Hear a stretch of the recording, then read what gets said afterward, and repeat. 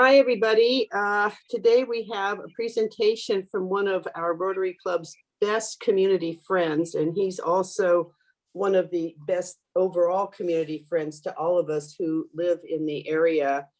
Tim Crowley has been a longtime associate and worker and guardian angel of the food bank here in Port Angeles, and he is going to talk to us today about the food bank. And since part of his presentation gives a little bit of his background, he will do that part as well. So over to you, Tim. Okay, thanks for having me. I see I'm not on mute, so that's good. Everybody can hear me okay? Okay, I do have some slides to show. It's going to take 15 minutes to a half hour, depending on how fast I go and if I panic. I do need to share my screen, so I'm going to hit my share button now, and we'll see if we can do this part. Otherwise, I'm going to have to go to plan B.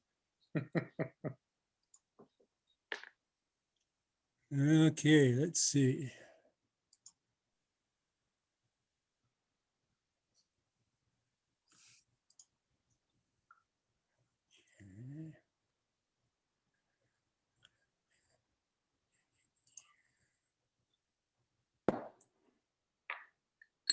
Okay, are you getting anything on the screen yet?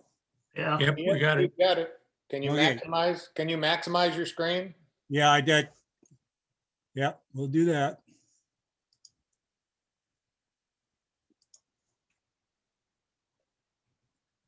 Okay, Yep, perfect.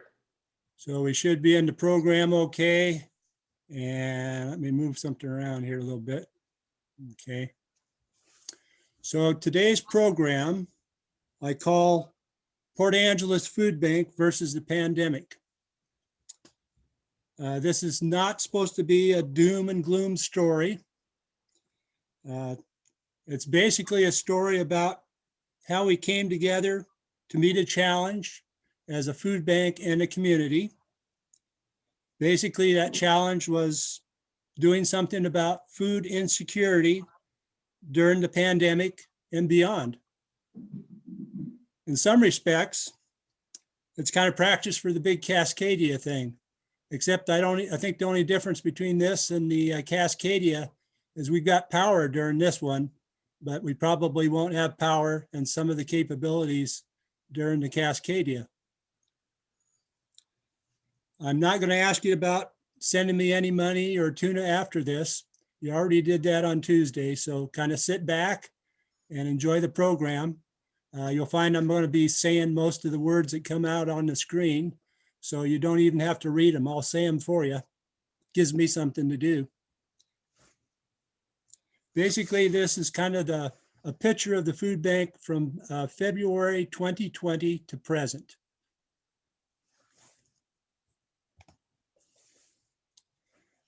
I like this slide here because I found that neat little, let me get my pointer out here. All this technology stuff is good. Okay, I found that neat little graphic with the grocery basket with the mask in front. So I thought that was kind of neat. And we had this excellent picture of volunteers with their masks enjoying themselves. So I threw this up here. Essentially, we're donning our masks to take on the task of nourishing our community. And that happens to be our food bank mission statement.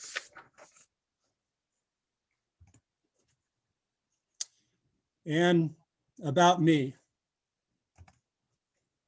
This part, I think most of you know, Tuna Tim. That's a given. Been a member of the Port Angeles Food Bank Board of Directors since 1990. It's kind of an anomaly. I went to one of these seminars for building up boards, found out you're not supposed to do that. You're supposed to join for 3 or 6 years, give them all your money and your energy. But I never read the book, and we never had term limits, so I'm still there. Although this is my last year. We finally passed term limits. Does not mean I will stop the tuna drive, but I'll have about 5 or 7 less board meetings to go to per month. So they're going to retire me. The obligatory, I moved to Port Angeles in 1974 after graduating from WSU College of Pharmacy, and came here for a year to be a pharmacist and stayed for a career. Amazing how that works. And just to prove that it's not all work and no play, this is my passion in my retirement years. I love to take photography of hydroplanes and race boats, all different kinds. Anything from the small outboards, juniors that go about 35 miles an hour. And I've gone all the way up to top fuel drag boats that go over 260 miles an hour and everything in between. And some of the most amazing thing I've done is I've hung out the door of a helicopter and taken photos before. The most dangerous thing I've ever done in photography is those little jet sprints you see up here that are just down the road. And that's dangerous. They put you out on the track and you're supposed to be taking pictures while all these boats are flying around through the air. And so that's a little tricky. I haven't done those for a few years, but I have done them for about 5 years when they started out.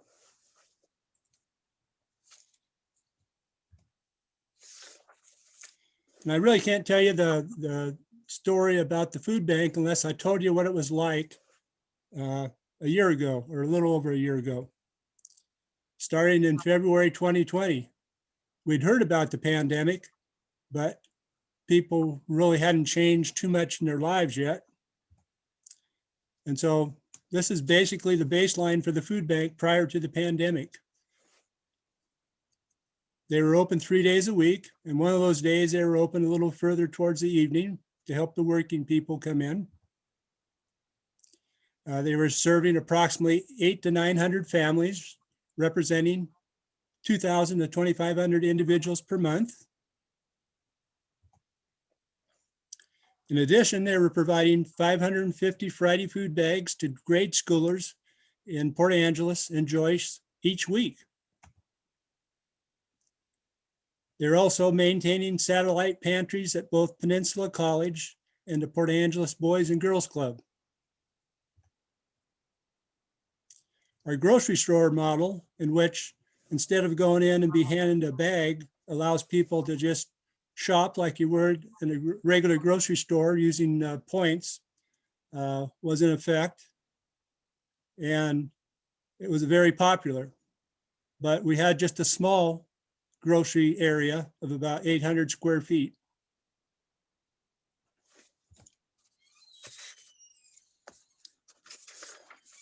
And the Port Angeles Food Bank is not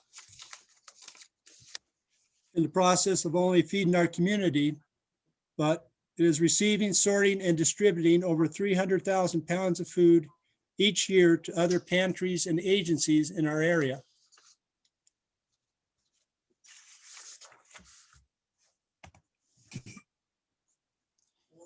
Now, this is just a few pictures of the old site.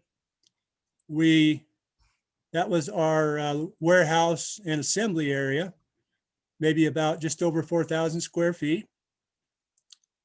This was our distribution area where people would come in and pick up their food. This was before the grocery store, so this counter there we took out and then utilized the walls more, and that was as big as our store was.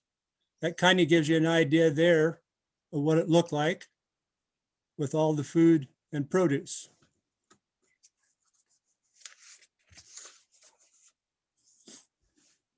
And we can't talk about the pandemic without reminding you the timeline of the pandemic and how fast things changed. It was January 21 of 2020 when the first case was reported in the US, and they claim it was in Washington State. At least my source said it was. Just a little over a month later, the first death occurred in Washington State. March 1st, the reported cases are rising. And that was when they had the big run on toilet paper and hand sanitizers. You'd go to Costco and good luck.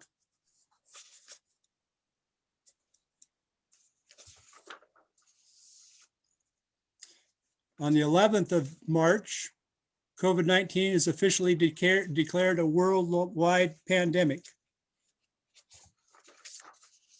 By the 13th, Governor Inslee declares all schools closed until April 24th.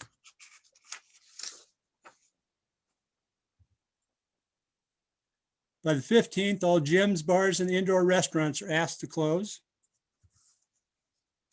By the 25th, all remaining non-essential businesses are asked to close, and then some.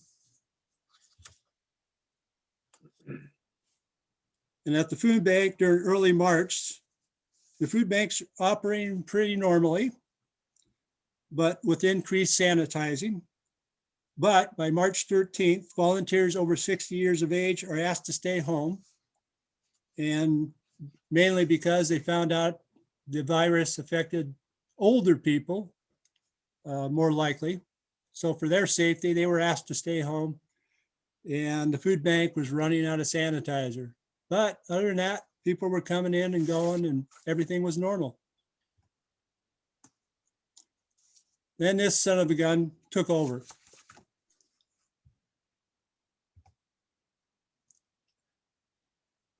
It was on the Ides of March, March 15th, 2020, that things drastically changed, and we haven't gone back since.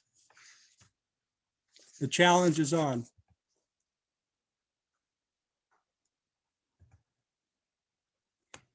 The indoor store is closed on the 16th of March of 2020, and we had to go to a drive-in only and also appointment only, just to kind of control the flow of people with their cars.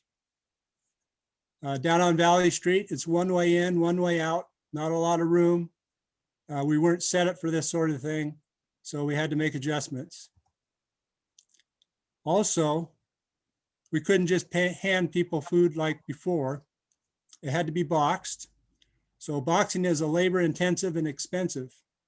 We needed extra volunteers to do the boxing ahead of time, not to mention all the uniform size boxes. So that we have to buy to facilitate easier storage and handling. And the other thing that was maybe not noticeable was at the time, we couldn't just take in community donations like we were before, because everybody was afraid the virus was on everything you touched for weeks. So we had to give out food that hadn't been really touched much. So we had to use fresh food. I call it fresh food out of the box, you know, the cans, but something that hadn't been handled by unknown individuals. So we had to buy extra food to put in those boxes other than what we had already.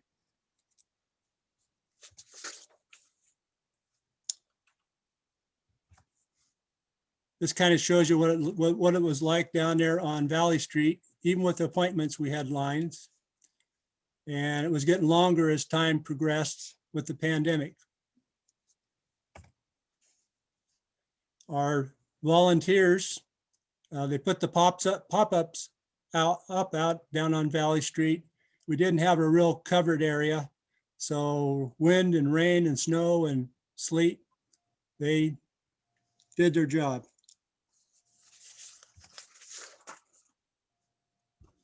From the period of time from March 15th to April 15th, 2020, I call those really uncertain times.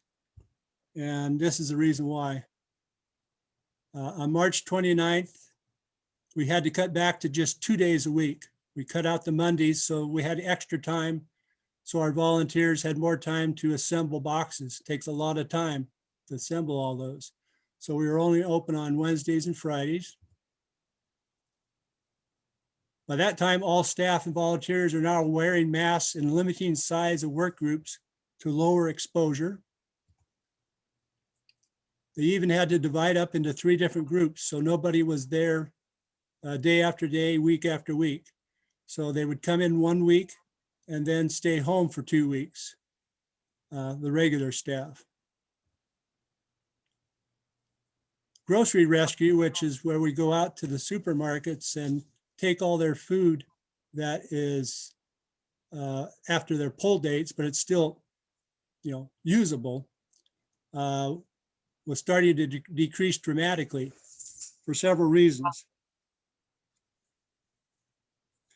People were in panic buying mode and they were buying up certain categories of food. And also there were supply issues. I mean, you heard about, it wasn't going to be any meat because all the meat processing plants, because of the COVID, all the employees were getting sick. So there were certain things that just weren't available. So it was kind of a panic situation there.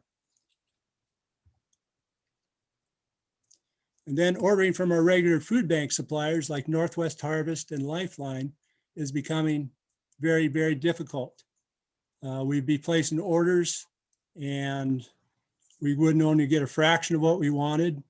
We'd ask for certain things, like maybe we needed a pallet of vegetables, mixed vegetables or something, and you couldn't get it, just wasn't available. So not only was the demand up, but the supply for us was down.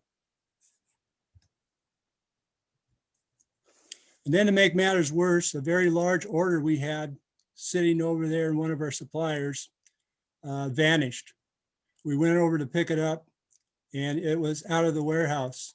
And they told us that the governor had ordered that all the food in the food banks or the food bank suppliers be distributed to food banks in preparation for what the federal government was going to do for their response to the pandemic. There was about $60,000 of food over there that we lost, but we really don't pay for that. So you really can't say it was something that we got shortchanged that way, but it kind of made our plans a little bit different from that point on. We were going to fill our boxes with that. Now we didn't have it. Early guesstimates for our food bank to distribute food boxes and cover the cost of the extra food required, along with the thousands of boxes to put it in, was about $3,500 a week.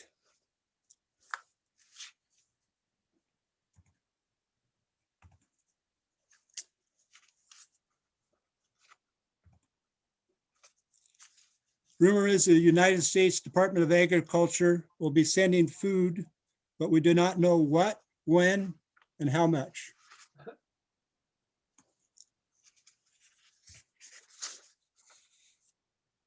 Then mid-April, things start looking up.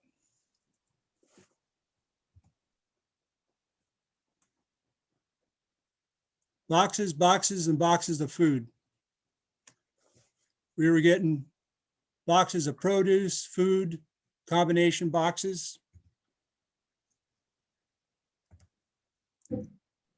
Emergency boxes of dry goods via Food Lifeline, approximately 2,000 per week. That's per week. It says 40 pallets. Actually, there's 40 boxes per pallet, so more like about 50 pallets. What they call CFAP, boxes of fresh food. I had to look up and see what CFAP meant. And what CFAP is Coronavirus Food Assistance Program, where you're wondering where all the food went that all the farmers were sending to restaurants, which were now closed, and institutions and resorts and all these sorts of things. Well, that food didn't go to waste. The government got a hold of that food and start putting it in these CFAP boxes to send out to food banks. And we got about 1,200 of those per week. Dairy, produce, combination boxes. Then they had a program going with Charlie's Produce to send us 500 produce boxes per week. So when people were coming in to get food, they didn't just get one box. Sometimes they got 2, 3, or more.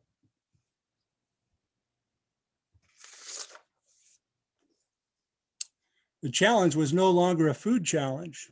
We were getting food. Now it was a matter of what to do with that food and how to get it to the people who needed it. To give you an idea what 1 week's worth of boxes would be, this picture is a good representation. Just on the left is about 2,000 boxes on about 50 pallets, but there was more too. Not all the boxes were just something you put on the shelf. Some had to be in cold storage and some had to be in freezers. So there was a real logistical problem there.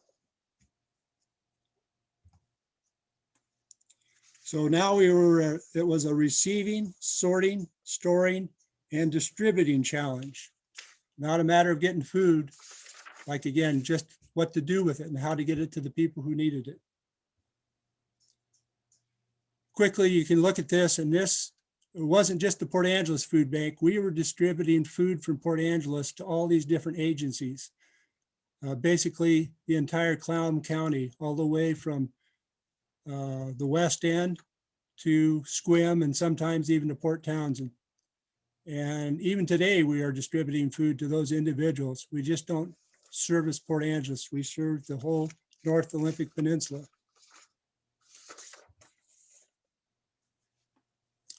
Logistically, we had some help. We had our own warehouse down on Valley Street, but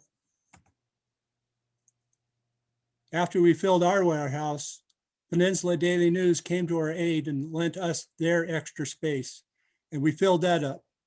It was kind of handy because they could drive the forklift down Valley Street and go over to there and pick up things and load things up without having too much complication.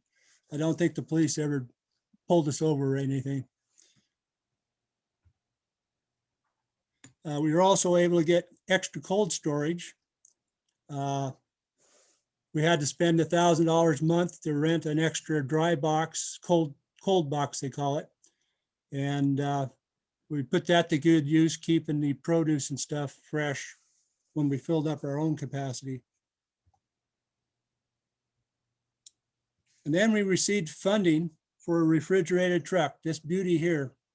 It's not brand new, it's a 2015. And we got a grant for that for $40,000. We love those grants. And that allowed us to take our food out to areas like Forks and the West End, all that milk and produce and eggs and all the things that they required. Remember, this is during the summer by this time, going into that. So we had to keep the food fresh to get out there. So we put that truck to good use. Still, everything that had happened was not enough.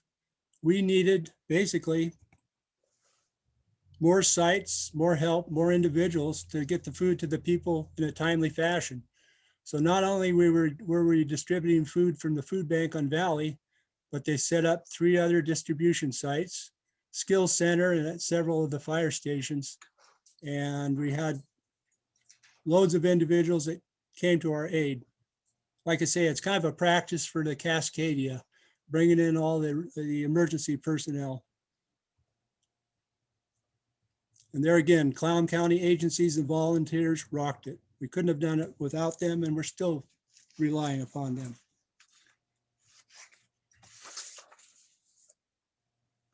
So we kind of got into a pattern. The pandemic was getting worse with no immediate end in sight. The food bank usage had increased 250%. Now we were serving 2,000 families, representing 5,000 to 6,000 individuals. And we hit that peak in about November and December. And given the circumstances, the Port Angeles Food Bank decided that we had to do something.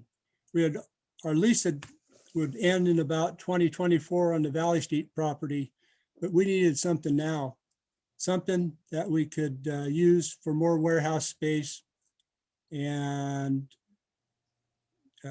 facilitate transferring all the boxes and everything else that we were getting. And things were not getting better in terms of space because the Peninsula Daily News needed their warehouse back fairly soon. And the boxes were tentatively supposed to end December 21st, which didn't mean we still didn't need boxes. It just meant that we had to package our own. And that takes up a lot of space, a lot of tables and that sort of thing. So the food bank officially decided that we need to go out and find a new building to lease or own. So this was our dream list of what we wanted.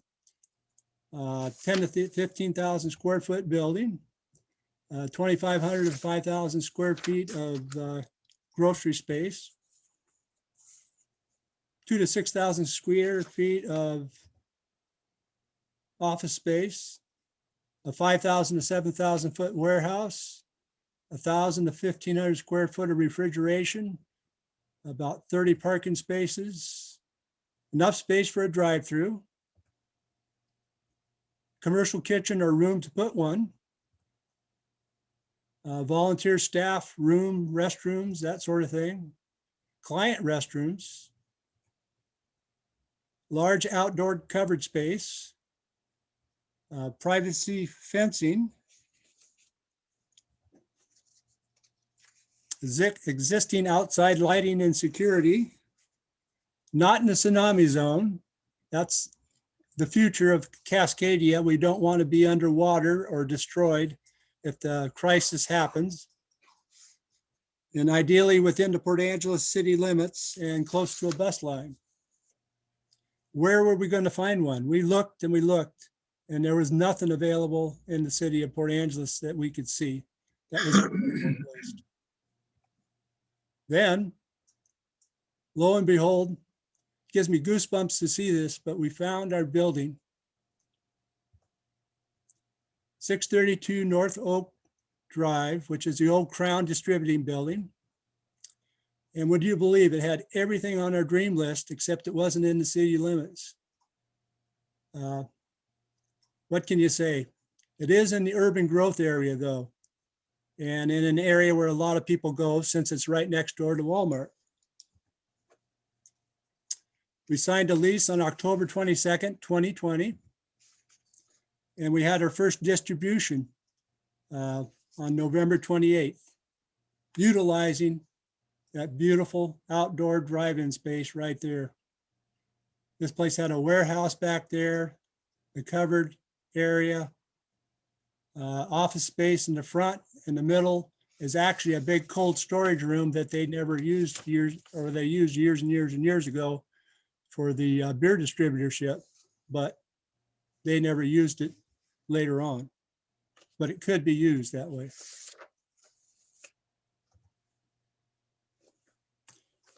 And this is kind of like where things are now, where we have people drive through our covered space, and all residents of Clallam County are welcome. It isn't just Port Angeles. Anybody that shows up, they're going to get food, no questions asked. They receive an abundance of frozen meat, dairy, eggs, produce, and non-perishables. We have no cooked bags available for particularly homeless people. They don't sit there and cook things on a stove per se. We have drive-through hours a couple days a week plus Saturdays.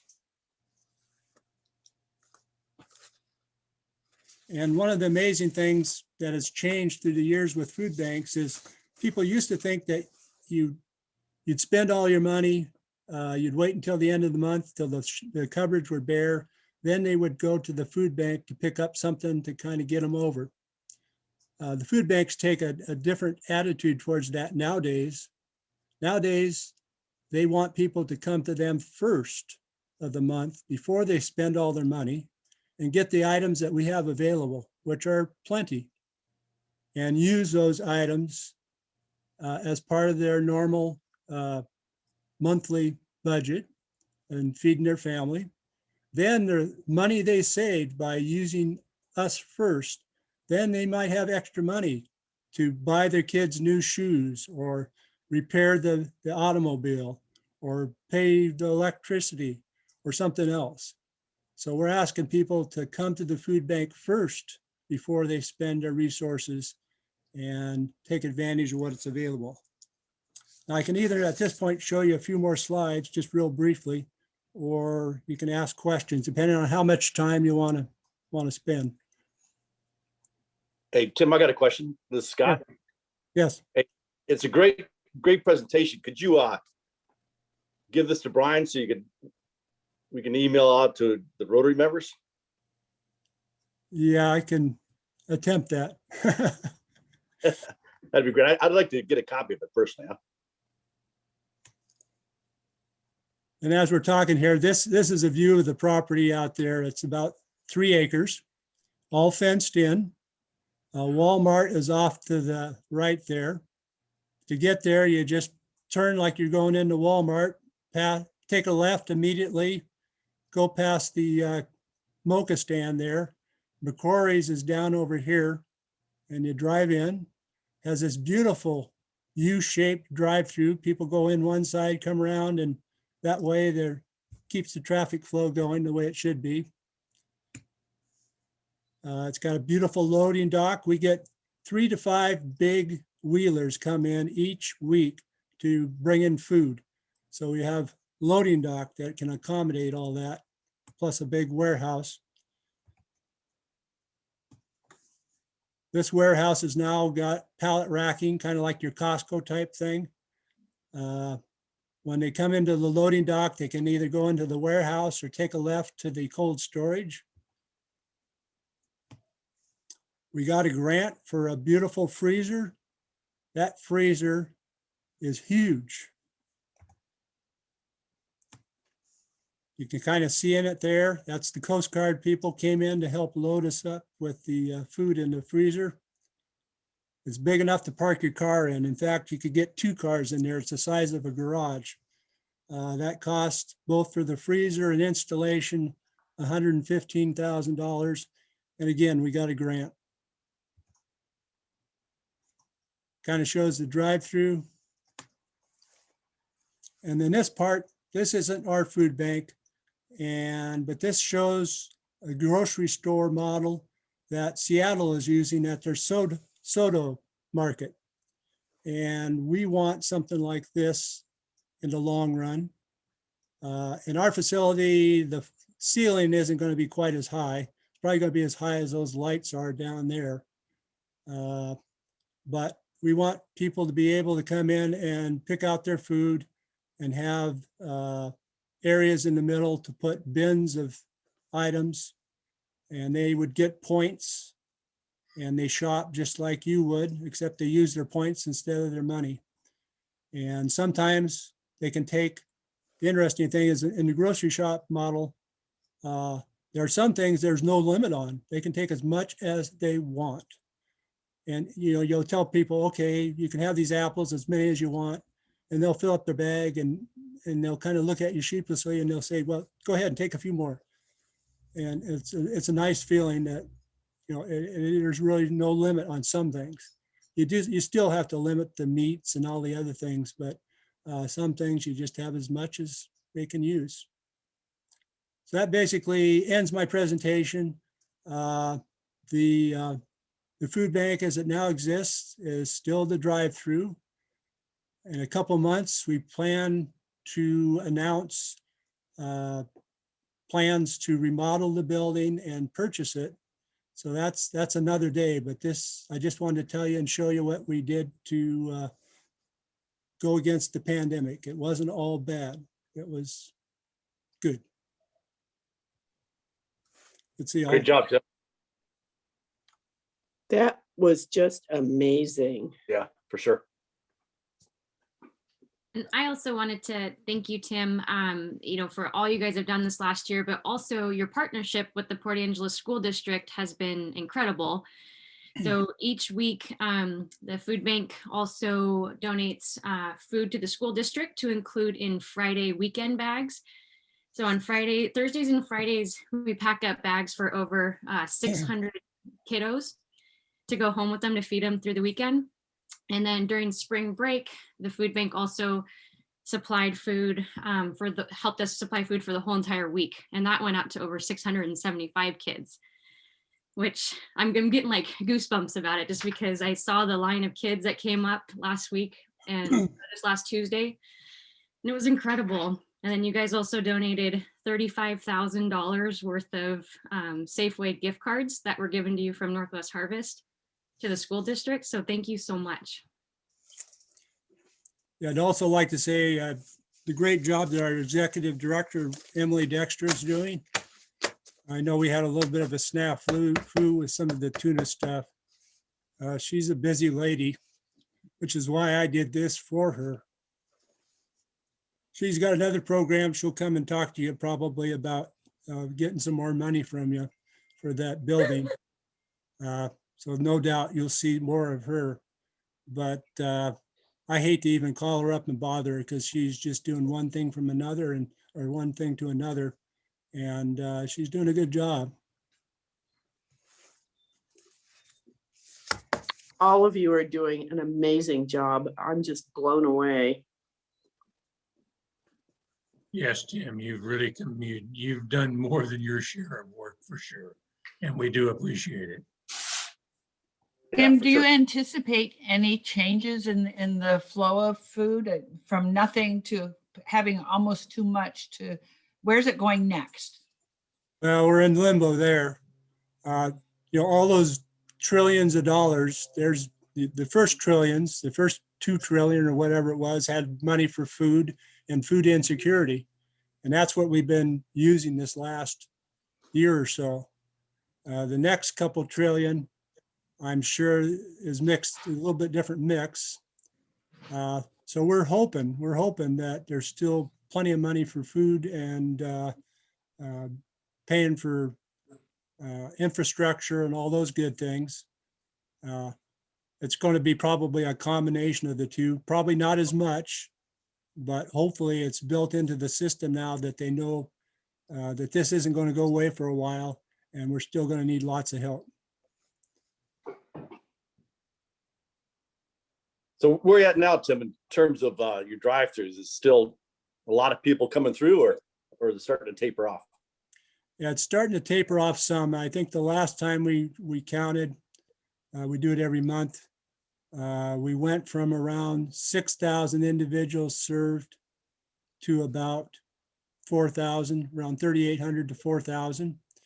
And the interesting part is the drive-through. Well, like I say, we've got our regular Wednesday and Friday, which is what would have been our regular food bank distributions inside. And the drive-through, which we brought in from all those fire stations and the remotes, we brought that into the new to us site. And that is a different group of people. They probably have never been in a food bank in their life, but they drive through in their cars and it's just like they don't think, we think they don't think they're going to a food bank. It's just not the same. There's all this bad connotation or feeling about, dignity and stepping in a building and asking for food, but it's not the same when they drive up in their car and you hand it through the window. So we don't know after this is over, as it slows down, if all those people will just tend to start going away. And we're trying to promote to them that, hey, you can still come back. That you're not losing your dignity coming back and asking. You don't ask, you just come and we give you food. So it's a neat. We haven't quite figured out who those people are and how many are going to stick around when they go back to work. Hmm. But a lot of them could still use our help, just balancing their budgets. How much is, Tim, how much has your no-cook bags increased over the past year? They're increasing all the time. One of our worries about moving out of the city limits is that we were getting away from most of the homeless people, and they're the ones who use most of the no-cook bags. We found a solution to that in that they have the program, the Food Not Bombs in the park on Saturdays. And we are sending them 60 to 80 bags every Saturday to hand out to the homeless there. And then we're also sending no-cook bags to groups like Mosaic and other groups that Peninsula Mental, I don't know if it's Peninsula Mental Health, there's a few others, and that's increasing all the time. So that's what they use those for. And so those are more all the time. And then we're also, for those who can't make it out there, we're doing some delivery. And that's growing tremendously. In fact, we put a grant in for a delivery van. So that's a new thing. you can't come to us, we'll come to you. Hmm. Well, you're doing incredible work, Tim, and my hat's off to all the volunteers of the food bank. And you guys have kept it going. It's amazing how you've kept it going and found a bigger area to be able to expand, especially during these hard times. So it just shows your dedication, and we appreciate it. Yep, I appreciate it. I'm gonna say, they do need volunteers. We have a volunteer coordinator now that does an excellent job. So don't hesitate to send them your information if you want to volunteer. I do know they're going to need a board member. So if anybody wants a good gig, it's a good thing to donate your time to. Thank you very much, Tim. Any other questions for Tim or comments? No, Tim, great job, huh? Great